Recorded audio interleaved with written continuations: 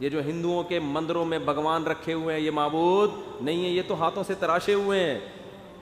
عیسائی حضرت عیسیٰ کو الہ کہتے ہیں، نا عیسیٰ تو کھاتے بھی تھے اور پیتے بھی تھے، مریم کے پیٹ سے پیدا ہوئے ہیں، خدا پیدا نہیں ہو سکتا۔ تھوڑی دیر میں ہماری اذان کی آواز آئی، اللہ اکبر اللہ اکبر، کیا زبردست، پوری دنیا میں سب کی سمجھ میں آ رہا ہے اس کا مطلب کیا ہے۔ تو پیپر ایسی چیز میں تو پنڈت جی جو خطبہ پڑھتے ہیں، میں کوشش میں ہوں کہ سنسکرت زبان یہ لفظ کیا ہے، سنسکرت زبان ہے نا، اس کا ترجمہ کہیں سے ملے، سمجھ میں نہیں آ رہا۔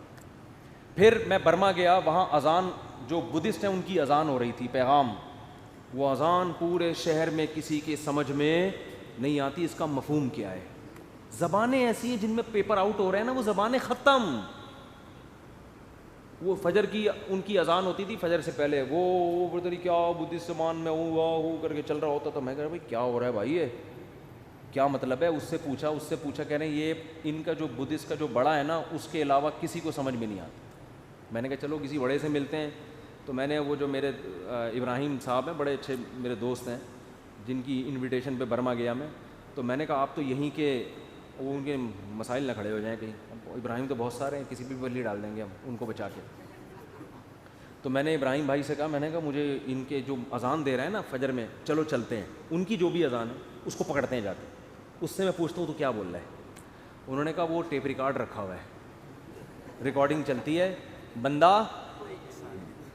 تھوڑی دیر میں ہماری اذان کی آواز آئی، اللہ اکبر اللہ اکبر، کیا زبردست، پوری دنیا میں سب کی سمجھ میں آ رہا ہے اس کا مطلب کیا ہے۔ اللہ سب سے بڑا ہے، اللہ سب سے بڑا ہے۔ پھر اللہ اکبر، اللہ کو اس میں اتنا مزہ آتا ہے، اللہ کہتا ہے دوبارہ کہے، ابھی سمجھ میں نہیں آیا ان کے۔ اللہ اکبر، اشہد ان لا الہ الا اللہ۔ یہ جو ہندوؤں کے مندروں میں بھگوان رکھے ہوئے ہیں یہ معبود نہیں ہے، یہ تو ہاتھوں سے تراشے ہوئے ہیں۔ عیسائی حضرت عیسیٰ کو الہ کہتے ہیں، نا عیسیٰ تو کھاتے بھی تھے اور پیتے بھی تھے، مریم کے پیٹ سے پیدا ہوئے ہیں، خدا پیدا نہیں ہو سکتا۔ اور پتہ نہیں کسی نے سورج کو بنایا ہوا، سورج کی پرستش، کوئی آنکھ کی پرستش، لا تسجدوا للشمس ولا للقمر، کیسا تلوار چلی ہے قرآن کی شرک کے خلاف، نہ سورج کو سجدہ کرو اس کے حسن کو دیکھ کے، ہاں ہم مانتے ہیں بڑا حسین ہے، چاند کو دیکھ کے اس کو سجدہ مت کرو، ہم مانتے ہیں بڑا حسین ہے، اللہ جب اتنا حسین ہے تو سجدہ کیوں نہ کریں؟ فرمایا واسجدوا للہ الذی خلقہن، اس کو کرو جس نے اس حسین کو پیدا کیا، وہ اس سے زیادہ حسین ہے، یہ خود تھوڑی بنے، ان کو تو بنایا ہے کسی نے۔ کیسی آیتیں آج کروڑوں لوگوں کو سمجھ میں آ رہی ہیں، ان کا مطلب بھی ان کا مفہوم بھی۔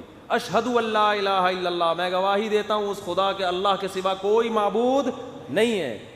اشہد ان محمد الرسول اللہ، میں گواہی دیتا ہوں کہ محمد خدا نہیں ہے، اس کے بھیجے ہوئے پیغمبر ہیں، اس کے سفیر ہیں، میں گواہی دیتا ہوں۔ اور یہ اذان آج خود گواہی دے رہی ہے کہ واقعی وہ سچے پیغمبر تھے، کہ جو دعوت دے کر گئے ہیں 1400 سال کے بعد بھی ایک حرف کی تبدیلی کے بغیر وہ اناؤنسمنٹ اسی طرح ہو رہی ہے جس طرح بلال حبشی کو نبی صلی اللہ علیہ وسلم نے اذان سکھائی تھی، بالکل A to Z اسی طرح اذان دی جا رہی ہے۔ اور جیسے 1400 سال پہلے حضرت بلال جب اشہد ان لا الہ الا اللہ کہا کرتے تھے تو پبلک کو مطلب سمجھ میں آتا تھا، 1400 سال گزر گئے، آج ان الفاظ کا مطلب بعینی ہی اسی طرح سمجھ میں آ رہا ہے جس طرح پہلے، بلکہ پہلے سمجھنے والے لاکھوں تھے، آج سمجھنے والے کروڑوں ہیں۔ پھر حی علی الصلاۃ، آؤ نماز کی طرف، حی علی الفلاح، آؤ کامیابی کی طرف۔ کیسا خوبصورت کلام ہے یار، اور ریکارڈنگ نہیں چل رہی، مؤذن صبح صبح جاگتا ہے، وضو کرتا ہے، قبلے کی طرف رخ کرتا ہے، پھر اس دعوت کے نتیجے میں جو عبادت کی جاتی ہے، کیسی خوبصورت عبادت۔ آپ چرچوں میں جا کے دیکھو، ڈیسک نظر آئیں گے، خوبصورتی نظر آئے گی، فانوس نظر آئیں گے، پادری کا بڑا خوبصورت لباس نظر آئے گا، گھنٹیاں نظر آئیں گی، گیت نظر آئیں گے، وہ روحانیت نہیں ملے گی جو آپ کو مسجد میں امام، میں انہی سول کپڑوں میں ہر جگہ جاتا ہوں، فجر بھی اسی میں، ظہر بھی اسی میں، عصر بھی اسی میں، مغرب بھی اسی میں، عشاء بھی اسی میں، شادی بھی اسی میں۔ ایک دفعہ شادی ہوئی تھی وہ بھی اسی میں، پھر ایک دفعہ شادی ہوئی وہ بھی اسی میں۔ ایک دفعہ مجھے کسی نے کہا کہ میں آپ کے سسر کو دعوت میں بلانا چاہتا ہوں. میں نے کہا کون سے والے؟ وہ ہمارے ریلیٹیو. میں نے کہا یار تمہارے ساتھ یہ مسئلہ نہیں ختم. کون سے والے یار؟ اب پھر کسی کو بھی لے آؤ. تو یہ تو ایسے ہی درمیان میں آ گئی تھی ایک بات. اصل موضوع یہ نہیں ہے. تو ان کے لباس دیکھو, ہمارے مذہبی رہنماؤں کے لباس وہی ہیں جو عوام کے لباس. کوئی الگ سے لباس بھائی یہ پگڑی تو تبلیغ والے بھی پہنتے ہیں نا, یہ بھی پہنتے ہیں. یہ کرتے شلوار تو ہمارے یہاں کلی والا, یہ تو کلی والا کرتا میں نے لوگوں سے ہی سیکھا ہے. پھر علماء کو دیکھا سب پہنتے ہیں تو اور محبت پیدا ہو گئی. تو وہی سادہ وہی سب کچھ. مسجد میں آؤ, مصلی پہ امام کھڑا ہو جائے گا, پیچھے لوگ, کوئی گیت نہیں, کوئی میوزک نہیں, مسجد میں کوئی تصویریں نہیں ہوتی. باوضو ہو کے مسواک کر کے صبح صبح, کیسا نورانیت کا ٹائم ہے. امام کیا کہتے ہیں؟ اللہ اکبر. یہ زبان سمجھ میں آتی ہے لوگوں کو کہ نہیں آتی؟ کروڑوں لوگوں کو سمجھ میں آیا کہ امام نے کیا الفاظ کہے ہیں. پھر الحمدللہ رب العالمین. حرم کی تراویح سنو, تمام تعریفیں اس اللہ کے لیے جو تمام جہانوں کا پالنے والا. 5 لاکھ کا مجمع پیچھے شیخ سدیس کے پیچھے ہاتھ باندھ کے کھڑا ہوا ہوتا ہے. 5 لاکھ تو یہ ہیں, اور 5 کروڑ اپنے اپنے گھروں میں ٹی وی میں دیکھ رہے ہیں. ان کو بھی سمجھ میں آ رہا ہے کیا کہہ رہے ہیں. یہ زندہ زبان. تو یہ ایسا پیپر ہے جس کا ایک ایک لفظ سمجھ میں آ رہا ہے. اگر آپ کو نہیں آ رہا تو آپ سینکڑوں لوگوں سے پوچھ سکتے ہو, میچ کر سکتے ہو. سمجھ میں آ رہی ہے بات؟ تو یہ پیپر ہے جو اناؤنس ہوا ہے.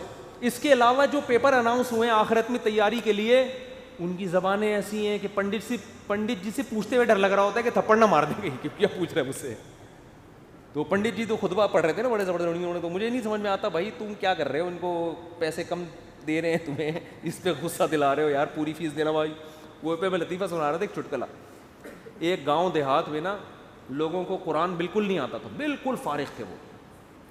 گاؤں دیہات والوں کے جہاں تعلیم نہیں بھی ہے نا تو وہاں شوق بہت ہوتا ہے ان کو, کوئی بھی عربی سکھا دے, کوئی قرآن پڑھ لے, تراویح پڑھا دے. تراویحوں میں گاؤں دیہات میں امام کو بڑے دودھ جلیبی کھانے کو دی جاتی ہے. تو اب ایک لالچی آدمی پہنچ گیا, اس کو قرآن آتا نہیں تھا. اس نے کہا ان کو کون سا آتا ہے, تو تراویح پڑھا لو, پیسے ویسے مل جائیں گے, کھانا پینا اچھا ہو جائے گا. تو وہ کھڑا ہو گیا نا, اور اس نے عربی کی گردانیں یاد کی ہوئی تھی کچھ, ضرب یضرب ضربن, عربی گرامر کی نا کچھ گردانیں یاد.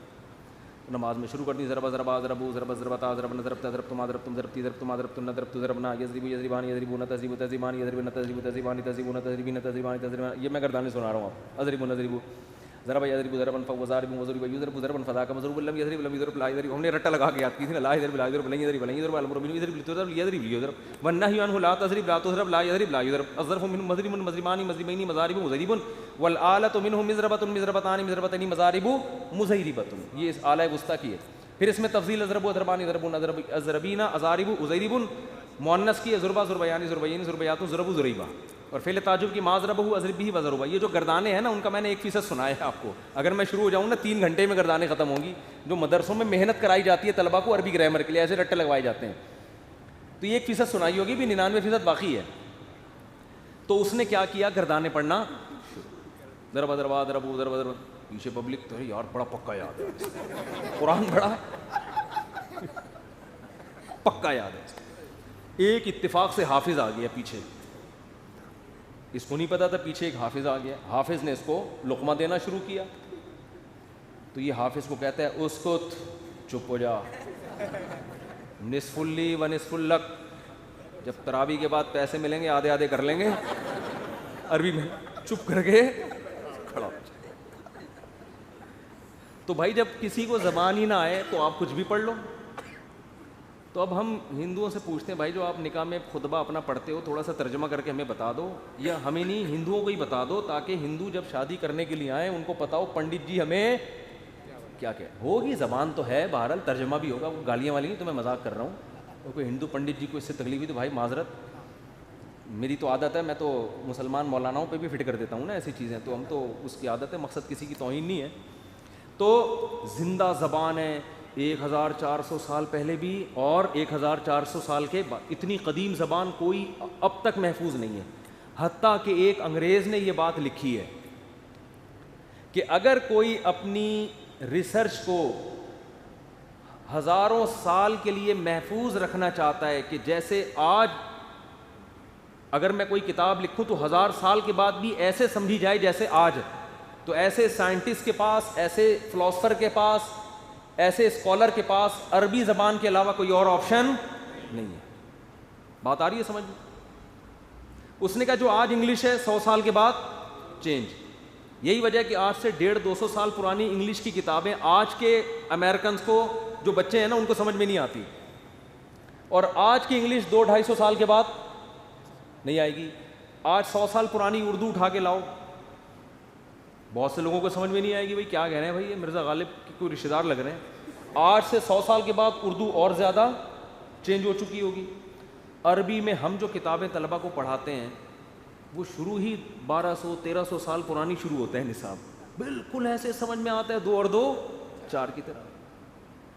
حتیٰ کہ نبی صلی اللہ علیہ وسلم کے والد اگر آج آ جائیں زندہ ہو کے اور وہ گپ شپ کریں، لوگوں سے کلام کریں، ان کی بات کو سمجھنے والے ہزاروں نہیں، لاکھوں نہیں، کروڑوں لوگ ہوں گے کہ یہ کیا کہہ رہے ہیں. لیکن اس دور میں زبان والا شخص آج آ جائے، ایک بندہ بھی آپ کو شاید نہ ملے جو اس کا مطلب سمجھ رہا ہو کہ یہ کیا بول رہا ہے. کچھ شاید کوئی یونیورسٹی میں کچھ چند اسکالرز ہوں جنہوں نے قدیم زبانوں پہ محنت کی ہوئی ہے، وہ بھی چند ایک لوگ ہوں گے.